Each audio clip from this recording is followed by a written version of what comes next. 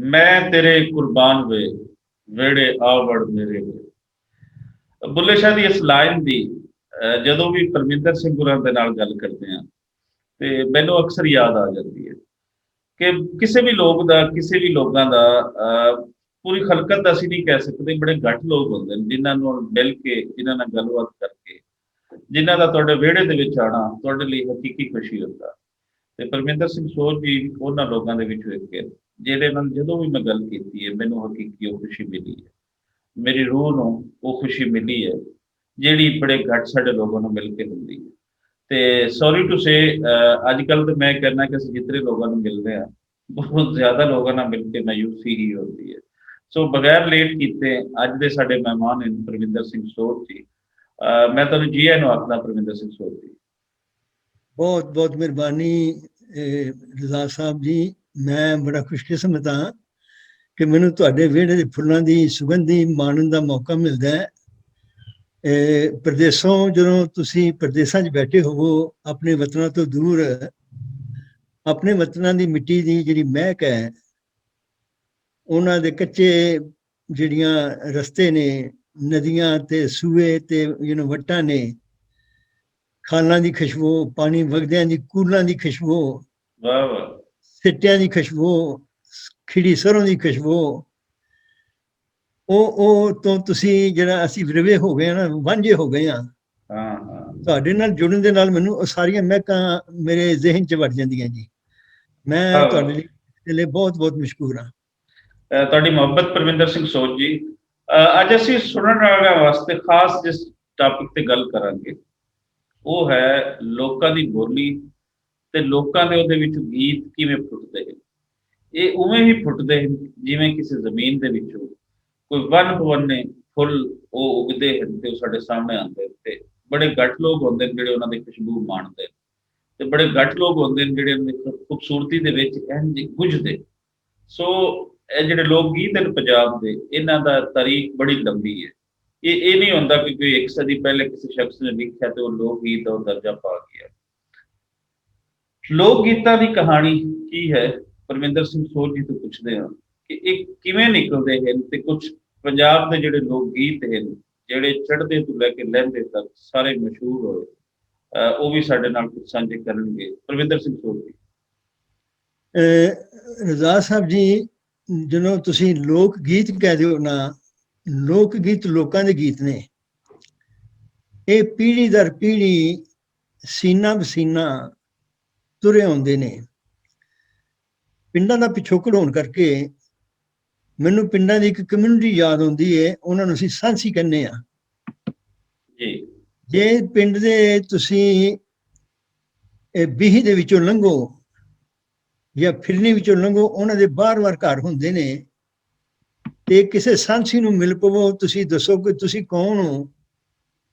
ਉਹ ਤੁਹਾਨੂੰ ਤੁਹਾਡੇ ਪਿਓ, ਦਾਦੇ, ਪੜਦਾਦੇ, ਦਗੜ ਦਾਦੇ, ਨਗੜ ਦਾਦੇ ਦੀਆਂ ਉਹਨਾਂ ਦੇ ਕੋਲ ਪੂਰੀ ਫਹਿਰਿਸਤ ਹੁੰਦੀ ਹੈ ਕਿ ਕਿਹੜਾ ਕਿਹੜਾ ਤੁਹਾਡਾ ਬਜ਼ੁਰਗ ਕਿਹੜਾ ਕਿਹੜਾ ਸੀ, ਕੌਣ।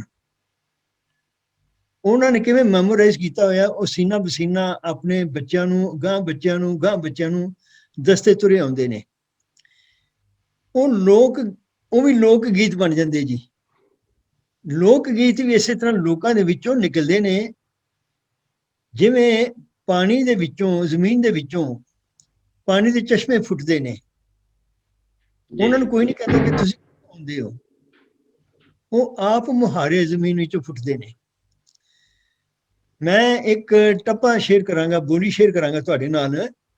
ਇੱਕ ਅਨਪੜ੍ਹ ਪੇਂਡੂ ਜਿਹੜੀ ਕਦੀ ਸਕੂਲ ਨਹੀਂ ਗਈ, ਕਦੀ ਮਦਰਸੇ ਨਹੀਂ ਗਈ, ਕਦੀ ਕਿਸੇ ਮੇਲਣੇ ਨਹੀਂ ਗਈ, ਉਹ ਕਹਿੰਦੀ ਹੈ, ਨਾ ਮੈਂ ਮੇਲਣ ਪੜ੍ਹੀ ਮਦਰਸੇ, ਨਾ ਬੈਠੀ ਸਾਂ ਡੇਰੇ, ਨਿਤ ਨਵੀਆਂ ਮੈਂ ਜੋੜਾਂ ਬੋਲੀਆਂ, ਬਹਿ ਕੇ ਮੋਟੇ ਨੇਰੇ, ਬੋਲ ਅਗੰਮੀ ਨਿਕਲਣ ਅੰਦਰੋਂ, ਕੁਝ ਵਸ ਹੈ ਨਹੀਂ ਮੇਰੇ, ਮੇਲਣੇ ਨੱਚ ਲੈਣੀ, ਦੇ ਸ਼ੌਕ ਦੇ ਗੇੜੇ। ਉਹ ਜਿਹੜਾ ਆਪ ਮੁਹਾਰਾ ਅੰਦਰੋਂ ਨਿਕਲਦਾ ਨਾ। ਔਰ ਇੱਕ ਕਮਾਲ ਦੀ ਗੱਲ ਮੈਂ ਹੋਰ ਦੱਸਾਂ ਤੁਹਾਨੂੰ ਇਹਦੇ ਨਾਲ, ਮੇਰੇ ਜ਼ਿਹਨ 'ਚ ਉਹ ਟੱਪਾ ਯਾਦ ਨਹੀਂ। ਮਿੱਟੀ ਦੇ ਉੱਤੇ ਜਾਂ ਰੇਤ ਦੇ ਉੱਤੇ ਉਂਗਲਾਂ ਨਾਲ ਵਾਹ ਕੇ ਉਹ ਚੀਜ਼ਾਂ ਕੁੜੀਆਂ ਲਿਖ ਲੈਂਦੀਆਂ ਸਨ।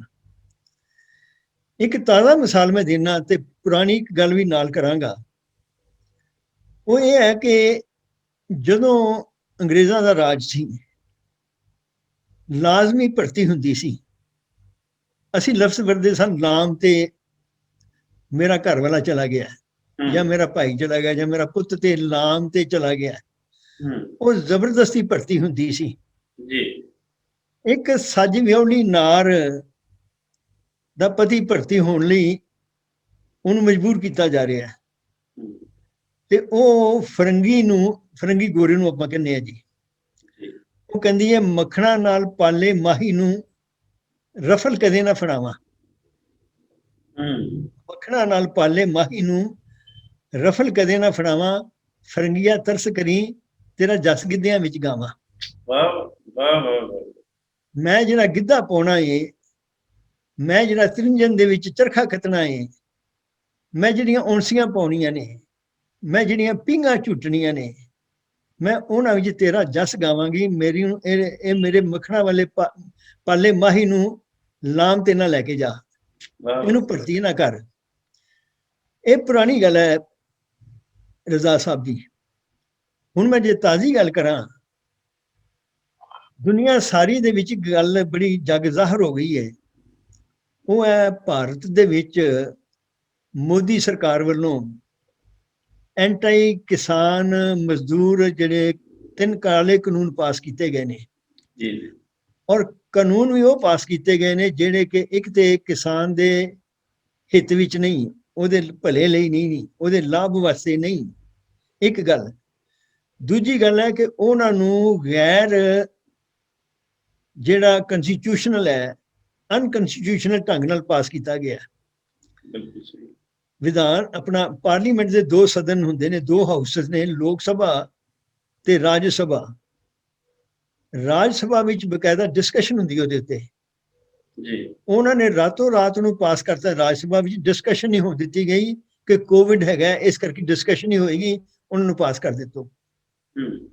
ਸੋ ਉਹਨਾਂ ਨੂੰ ਗੈਰ ਕੰਸਟੀਟਿਊਸ਼ਨਲ ਤਰੀਕੇ ਨਾਲ ਪਾਸ ਕੀਤਾ ਗਿਆ। ਹੁਣ ਮੈਂ ਇਹ ਜ਼ਿਕਰ ਤਾਂ ਕਰ ਰਿਹਾ ਜੀ, ਇਸ ਮੂਵਮੈਂਟ ਜਿਹੜੀ ਚੱਲੀ ਹੈ, ਇਹ ਜਿਹੜੀ ਲਹਿਰ ਚੱਲੀ ਹੈ ਅਗੇਂਸਟ ਮੋਦੀ ਗਵਰਨਮੈਂਟ, ਉਹਦੇ ਉੱਤੇ ਨਵੇਂ ਲੋਕ ਗੀਤ ਲਿਖੇ ਗਏ ਜੇ, ਨਵੀਆਂ ਬੋਲੀਆਂ ਲਿਖੀਆਂ ਗਈਆਂ ਨੇ। ਗਾਉਣ ਵਾਲਿਆਂ ਨੇ ਉਹਨਾਂ ਨੂੰ ਦਿੱਲੀ ਦੇ ਬਾਰਡਰਾਂ ਦੇ ਉੱਤੇ ਉਹਨਾਂ ਨੂੰ ਗਾਇਆ। ਠੀਕ। ਔਰ ਇਹਦੇ ਲੁਤਫ ਵਾਲੀ ਜਿਹੜੀ ਗੱਲ ਸਭ ਤੋਂ ਖੂਬਸੂਰਤ ਹੈ, ਦੇਖੋ ਜਿਹੜਾ ਛੱਲਾ ਹੈ ਨਾ, ਬਹੁਤੇ ਲੋਕਾਂ ਨੂੰ ਨਹੀਂ ਪਤਾ। ਛੱਲਾ ਬੇਹੱਦ ਲੋਕਾਂ ਨੇ ਗਾਇਆ ਹੈ, ਕੋਈ ਗਿਣਤੀ ਨਹੀਂ, ਲੇਖਾ ਨਹੀਂ। ਪਰ ਜੋ ਮੈਂ ਆਪਣੀ ਹੋਸ਼ ਵਿੱਚ, ਆਪਣੀ ਜ਼ਿੰਦਗੀ ਵਿੱਚ ਜੋ ਜਨਾਬ ਮਰਹੂਮ ਸ਼ੌਕਤ ਅਲੀ ਸਾਹਿਬ ਦਾ ਛੱਲਾ ਸੁਣਿਆ ਨਾ, ਉਸ ਤੋਂ ਬਾਅਦ ਦਿਲ ਨਹੀਂ ਕਰਦਾ ਕਿਸੇ ਹੋਰ ਦਾ ਛੱਲਾ ਸੁਣਨ ਨੂੰ। ਪਰ ਛੱਲੇ ਦੀ ਖੂਬਸੂਰਤੀ ਕੀ ਹੈ, ਉਹ ਲੋਕ, ਬਹੁਤ ਸਾਰੇ ਲੋਕ ਉਸ ਤੋਂ ਗੈਰ ਵਾਕਿਫ ਨੇ। ਛੱਲਾ ਇੱਕ ਬੜੀ ਦਰਦਨਾਕ ਕਹਾਣੀ ਹੈ, ਇੱਕ ਮਲਾਹ ਦੀ ਕਹਾਣੀ ਹੈ, ਜਿਹਦਾ ਨਾਂ ਕੱਲਾ ਸੀ ਸ਼ਾਇਦ, ਜੇ ਮੈਨੂੰ ਮੁਗਾਲਤਾ ਨਹੀਂ। ਉਹ ਬਿਮਾਰ ਹੈ, ਦਰਿਆ ਦੇ ਕੰਢੇ ਬੈਠਾ ਹੈ। ਕੁਝ ਸਵਾਰ ਆ ਜਾਂਦੇ ਨੇ ਕਿ ਅਸੀਂ ਪਾਰ ਜਾਣਾ ਹੈ, ਸਾਨੂੰ ਪਾਰ ਲੰਘਾ ਦੇ। ਉਹ ਕਹਿੰਦਾ ਮੈਂ ਬਿਮਾਰ ਹਾਂ, ਮੈਂ ਨਹੀਂ ਜਾ ਸਕਦਾ। ਉਹ ਕਹਿੰਦੇ ਫਿਰ ਆਪਣੇ ਪੁੱਤਰ ਨੂੰ ਭੇਜ ਦੇ। ਉਹ ਇਨਕਾਰੀ ਹੁੰਦਾ, ਕਹਿੰਦਾ ਮੇਰਾ ਇੱਕੋ ਇੱਕ ਪੁੱਤਰ ਹੈ, ਮੈਂ ਨਹੀਂ ਭੇਜਣਾ, ਦਰਿਆ 'ਚ ਤੂਫਾਨ ਵੀ ਆਇਆ ਹੋਇਆ। ਉਹ ਕਹਿੰਦੇ ਤੈਨੂੰ ਪੈਸੇ ਵੱਧ ਦੇ ਦਿੰਦੇ ਆ, ਤੂੰ ਲੈ ਲੈ ਤੇ ਆਣ ਜਾਣੀ ਕਰਨਾ। ਉਹ ਬੇਦਿਲਾ ਹੋ ਕੇ ਅੱਧੇ ਦਿਲ ਦੇ ਨਾਲ ਮੁੰਡਾ ਤੋੜ ਦਿੰਦਾ, ਕਿਸ਼ਤੀ ਦੇ ਵਿੱਚ ਸਵਾਰ ਹੋ ਜਾਂਦਾ, ਮੁੰਡਾ ਵਾਪਸ ਨਹੀਂ ਆਇਆ। ਹੁਣ ਤੁਸੀਂ ਉਸ ਗੀਤ ਦੇ ਇੱਕ ਇੱਕ ਬੋਲ ਜ਼ਿਹਨ 'ਚ ਲਿਆਓ, ਛੱਲਾ ਮੁੜ ਕੇ ਨਹੀਂ ਆਇਆ। ਉਹ ਸਾਰੀ ਉਮਰ ਵੈਣ ਪਾਉਂਦਾ ਉੱਥੇ ਦੇ ਦਰਿਆ ਦੇ ਕੰਢੇ, ਪੁੱਤਰ ਨੂੰ ਯਾਦ ਕਰਦਾ ਕਰਦਾ ਅੱਜ ਸਾਨੂੰ ਛੱਲੇ ਦਾ ਮਹਿਣਾ ਭੁੱਲ ਗਿਆ ਆਪਣਾ ਰਜ਼ਾ ਸਾਹਿਬ ਜੀ, ਬਦਕਿਸਮਤੀ ਨਾਲ। ਅੱਜ ਛੱਲੇ ਨੂੰ ਅਸੀਂ ਸ਼ੌਂਕ ਨਾਲ ਗਾ ਰਹੇ ਹਾਂ। ਛੱਲੇ ਦੇ ਜਿਹੜਾ ਪਿੱਛੇ ਦਰਦ ਲੁਕਿਆ ਹੋਇਆ, ਦਰਦ ਨਹੀਂ ਅੰਦਰ, ਉਹ ਲੋਕਾਂ ਨੂੰ ਪਤਾ ਹੀ ਨਹੀਂ ਜੀ, ਕਿਉਂਕਿ ਨਾ ਲੋਕਾਂ ਨੇ ਪੜ੍ਹਿਆ, ਨਾ ਕਿਸੇ ਨੇ ਦੱਸਿਆ। ਚਾਹੀਦਾ ਤੇ ਹੈ ਕਿ ਜਿਹੜਾ ਗਾਉਣ ਵਾਲਾ ਹੈ ਪਹਿਲਾਂ ਉਹ ਛੱਲੇ ਦੀ ਕਹਾਣੀ ਸੁਣਾਵੇ, ਤਾਂ ਕਿ ਸਾਨੂੰ ਪਤਾ ਲੱਗੇ ਉਹਦਾ ਇਤਿਹਾਸ ਕੀ ਹੈ, ਉਹਦੀ ਤਵਾਰੀਖ ਕੀ ਹੈ।